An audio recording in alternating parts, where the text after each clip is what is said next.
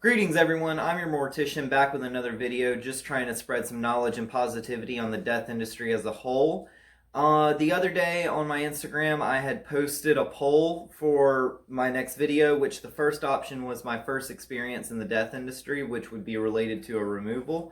And the second option was a gentleman that I had gotten who had been consumed by his dog post-mortem. I figured that the crazier story would get more popularity, but a lot of people were flocking to my first experience in the death industry. So, like I had said in the first video I did, if you haven't seen it, go watch it. But like I had said, I had no idea what I was getting myself into whenever I had went to this interview. I just needed a job and I was applying for a lot of different things. And I had no plan of, I didn't have any family who had worked in this industry or anything like that. So I show up to the interview. At the end of the interview, I end up getting the job offer, and I end up accepting it. And he tells me the clothing that I need, which I had already had most of it, but different removal services require different things. But we tried to stay as casual as we could. We had certain reasons for that. We just thought that it made families feel more comfortable at 2 o'clock in the morning when they're upset and in their pajamas, not coming in there in a full piece suit. So over the years, we had kind of, winged away from that, as in the company as a whole. So whenever he had hired me, if you don't know, a removal service doesn't really have many things to do other than bring families, loved ones into the care of the funeral home. So most of the time you're sitting at home until you get a call, or if there's something to do at the funeral home and your company has that agreement with the funeral home, then you may do a few things to assist the funeral home. In our case, we kind of just sat at home, and then if we got a call, then we would go and we would meet up and just made sure that you were dressed, and then you went and you took care of the call. So I went home right after the interview, and I immediately went on call, and I waited for hours and hours and hours, and finally I receive a call, and I get dressed and I go and meet him at our designated meeting spot. So when I meet him, I still at this point had no idea really what I was getting myself into. I had no idea. So I get into the van, and immediately I could pick up on the vibe. You didn't have to be the smartest person in the world to realize what we were doing. There were 2 stretchers in the back. There was a hardboard. There were gloves. I picked up on it pretty quick then. A lot of you are probably going to wonder, okay, well, a removal service, a funeral home, how did you not realize what you were getting yourself into? I was the last group of interviews that went into that interview. There weren't a whole lot of people there, but by the time that it was over, he had been kind of just over it. He's very, very busy. He had a lot of things that he had to get done that day. The group that I was in was kind of the last people who kind of applied, so we were kind of the extras. And anyway, so after it was over, I had no idea what I was getting myself into. So after I get into the van, I realize what's going on, and we're driving down the road, and I'm filling out forms, and he lets me know, he says this is a residence call. Now, our company's protocol at that company was not to allow any new employees to go onto a residence call, because we didn't know how they were going to react if they have never seen a decedent. We didn't want the family to pick up on that we were training someone. We wanted every family to feel as comfortable as possible. And if we go in there and say, hey, this is this guy's first day and we have to, carry your family's loved one throughout the house, it may not go that well. So while we're driving down the road and he tells me that, I enjoy learning whenever it comes to a job. When I start a job, I want to know basically all the ins and outs. So I was thankful that he had taken me on this call. It was my understanding, or at least my impression, I had assumed that he just had a little bit of faith in me and that I was going to get to go on a residence call faster than the typical employee. So I spoke up and I said, thank you, I really appreciate you taking me on a residence call. And his response, he looked over at me and he looks back over and he looked back at me again and he said, well, it's not like I have any choice. So he literally had no care in the world of taking me on a house call. He kind of he was stuck, he was in a pinch, and I was the only one that was available. Now, like I said, this guy isn't a rude guy. Me and him, we're still friends today. But at the time, I'm a new employee. He doesn't know me. You can't put a whole lot of trust into the person. You don't know how they're going to react. So we go to this residence call, and the whole way I'm kind of pumping myself up. I'm like, "You got this, okay?" I personally have never seen someone who's passed away. The funerals that I've been to in my life, I was very, very young. I was scared to go up to the casket. My family never had worked in a funeral home, so it was very, very odd, for me at least. So whenever we arrived, we pull into the area, and he had already let me know that it may be a larger family. The neighborhood that we were going into was a more ritzier type neighborhood, so there were usually a lot of big families, pools, canopied pools, all kinds of things like that. So we pull up to this house. It's really, really big, but as we're pulling up, I noticed there's like 30 cars outside. So whenever we pull up, and I try not to exaggerate numbers. I mean, if you picture 30 cars, give or take five or so, that's how many people were there. In each car, one to two, sometimes they were families. So there were a lot of people there. So when we pull up, I immediately start getting really nervous. I don't have any type of social anxiety, but a lot of you will probably be able to relate. Anytime I didn't like presenting projects in school, anytime that I'd get real nervous. My hands would get clammy. Just typical things like that, your body letting you know that you're nervous. So all of that starts going on. I have no idea what's going on. I don't want to be in front of a lot of family. We get out, we walk up to the door. He kind of gives me the rundown and tells me that I'm just going to stand by the door on the inside with my hands crossed. I don't really have to worry too much about talking to the family. And if anybody comes up to me, which one woman did, just refer her to him.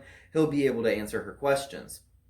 So while we're inside the house, he's talking to the family, and I feel like every eye in that room is staring at me. They had a very big living room. There was family all over the place. There were younger people, older people, and believe it or not, all the people my age were the ones, everybody I felt were staring at me, but the people my age, they were actually staring at me because it's not a job that you think of every single day. I mean, you see Circle K hiring, you see McDonald's hiring, you go to college for certain things, but you don't really see it advertised in society, in my opinion, as it should be. So while he's talking to the family and as he starts wrapping up, our next step would be to go and assess the situation and see what kind of equipment we're going to need. So I didn't want to act like I knew it all. I didn't want to act like I was trying to see and be nosy. So I kind of sat back, he assessed it, and then we stepped outside because I didn't know what I was looking at if I did look. So we step outside, and as we walk to the van to go get our equipment, a lot of you may not know, but typically a removal service is going to have a hardboard or a backboard, whatever you refer to it as. It's the same thing that EMS and paramedics use to carry people up and down steps, up and down, if there's a broken elevator, anything like that. So there's usually that. There's usually one or two stretchers, and then you have sheets and pillows and all that good stuff. So we end up getting out our equipment. Now, the room that we were going into had a very, very narrow hallway to where you couldn't even put your arms out and touch each, without touching each wall. So we couldn't get the stretcher into the room, so we were going to have to use our hardboard and carry this gentleman out of the bedroom.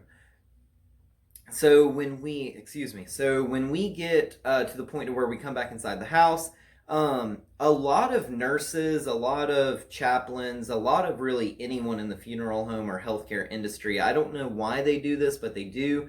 They try to advise family members not to stay during the process. And in my opinion, I love for family to stay. I used to always tell people it doesn't change anything that we do. I would rather you stay only because I feel like it can give you more comfort when you see it's not like what you see and hear about on TV. I get asked a lot if there's black bags and this and that, and there's certain cases where you need certain things, but 99% of the time, especially on a house call, you're just going to use a sheet and you're going to swaddle that loved one in a sheet similar as you would a baby, and then you're just going to simply do a lateral transfer over to your stretcher, and then you're going to let the family spend some final moments with their loved one, and then from there you'll go to the funeral home. Well, in this case, like I said, we had to use a hardboard, so I'm going very slow. I have no idea what's right, what's wrong. I don't want to make the wrong move. So we go in, and he ends up telling the family. At this point, I had no idea that they would watch or not. So he tells the family that if they would like to stay, that they're more than welcome to stay, that we just need the room around the bed so we can do, our removal. So while we're inside the room, probably 30 people end up coming to the room, and they start popping their heads in and out, and they're kind of just observing, and they're all kind of taking turns, chins on the shoulders. They're kind of, just trying to see as much as they can. So while we're in there, we just do a half roll, and then we lay a sheet down, and then we put the loved one down, and then we do another half roll and pull that out, and then we swaddle them in the sheet. So it's nothing that happens. It's nothing drastic. It's nothing that family members don't want to see. Now, some removal services may do it different, but we try to keep everything as peaceful as we can, all the way down to a pillow under the head, to hand-stitched quilts as our covers. We try to keep everything very personal and peaceful. So while I'm in the room doing all of this, my hands start getting really clammy. I start getting really hot. Like I said, I didn't really like a lot of public speaking, so a lot of people staring at me like that made me uncomfortable. Throughout the process, I'm going very slow. I'm following his lead. He's trying not to whisper too much, to put it out there that I'm very, very new, which I really appreciated, because I didn't want to feel any more out of place than I already did. So after we finish, we get the gentleman on to the hardboard, and we tell the family members we're going to do a transfer, and we're going to come out, and we're going to go to the stretcher. And once we get to the stretcher, we're going to let the family spend a few final moments, and whenever they're comfortable and with their permission, we'll then go to the funeral home.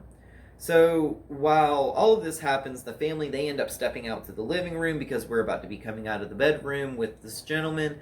And the boss looks at me and says, just to let you know, I have a very hurt back, and I can't carry any of the head ends, even if the person was only 100 pounds. So now I'm new, my hands are sweaty, I just took my gloves off, which if you're in the healthcare industry, anytime you get nervous or hot, you know that those gloves make your hands sweat even more. So I immediately start wiping my hands on my pants. I'm very, very new. I'm not a very, very big guy. At the time, I didn't have a lot of strength. Over time, you'll build your own strength doing this job. You don't have to be the biggest guy in the world to carry 300-400 pounds. So basically, I get to the head end. He's on the foot end. We pick up. My hands are slipping. I feel like it was probably more dramatic than it was, just because it was my first call, but I felt like it was just slipping and I had no control. We make it to the stretcher okay, everybody's still staring at me, and we put the straps on, the seat belts, whatever you want to call them, and we step to the side and we let the family start having their final moments. And we never rush families. We always give them as much time as they want. For some of those family members, they may be going back home in another state. Maybe that's the last time they want to spend a moment with their loved one. So we try to give them as much time as they need. So after they're finished with their final moments, we get ready to leave. I don't want to speak on different states, although I know the truths and the not. I don't want to try to make one state sound more dignified than another. But in my state, Florida, whenever you take a loved one out of a home, their face has to be covered. So we always let the family know we don't want to make anybody uncomfortable, but if you're okay with it, we do have to cover their face before we go outside. The family was okay with it, so we went ahead and did that. And then we start making our way outside. We had 3 steps that go down. I remember it just like it was yesterday. I had never really carried anything down steps. I never did any type of moving work. I never did any of that. Like I stated in my first video, I was actually in the reptile industry before I got into this. So we go down the 3 steps. The whole family comes out of the house. They're all 30 vehicles worth of people. They're all following us out to the van. And I had never loaded a stretcher. I didn't know how it worked. He just told me, line it up, pull the lever, and keep pushing and lift. That's what I did, and everything went smoothly. I went very slow. And we ended up closing the van. We shook hands with the family members. A lot of them hugged us.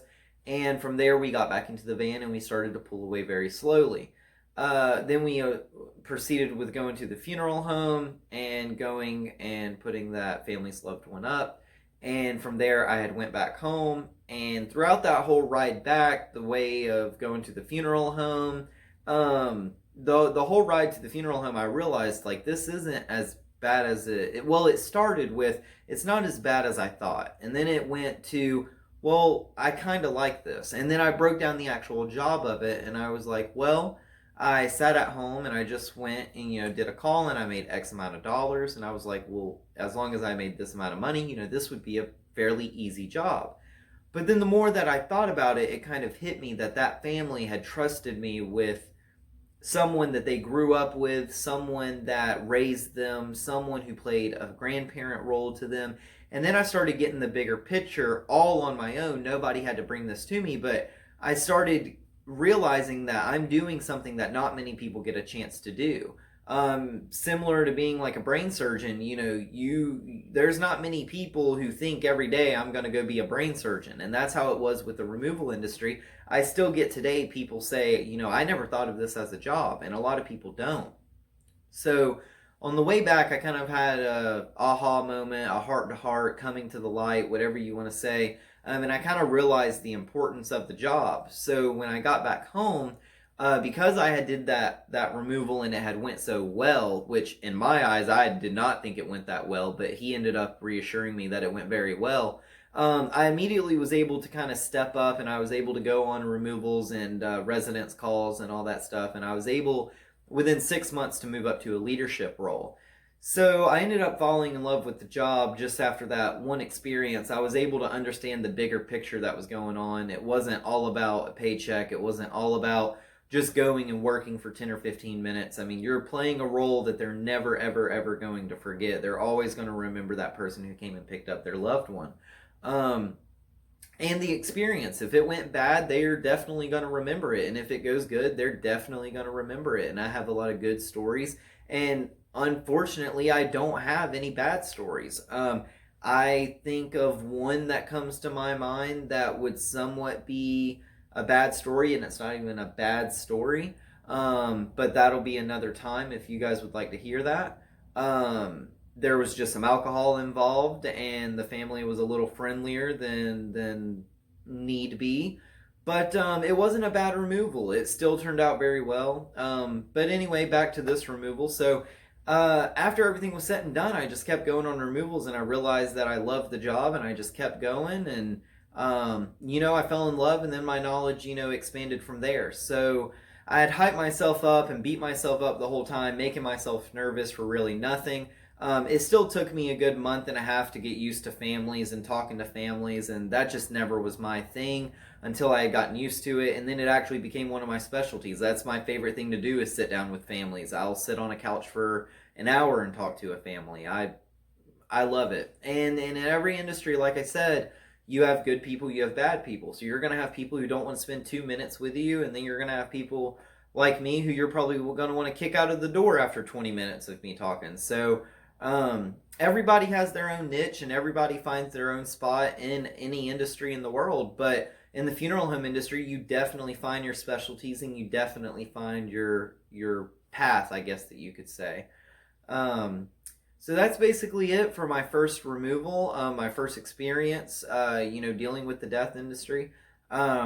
It turned out all positive, and I recommend anybody to go and do the same thing that I did. And if there's ever anybody who needs questions or wants to know how to get into it, or if they need any, basic questions answered, there's no such thing as a dumb question. So my Instagram, my Twitter, and my YouTube, which you're on, is obviously ImYourMortician. You're more than welcome to hit me up on any of those, and I'll always get back as fast as I can. I have my phone handy all the time, so I try to respond very quickly. But for that, that's basically it, and I hope to talk to you guys soon. I'm your mortician. Again, just trying to spread some knowledge and positivity, and I hope to see you guys soon. You guys have a great night.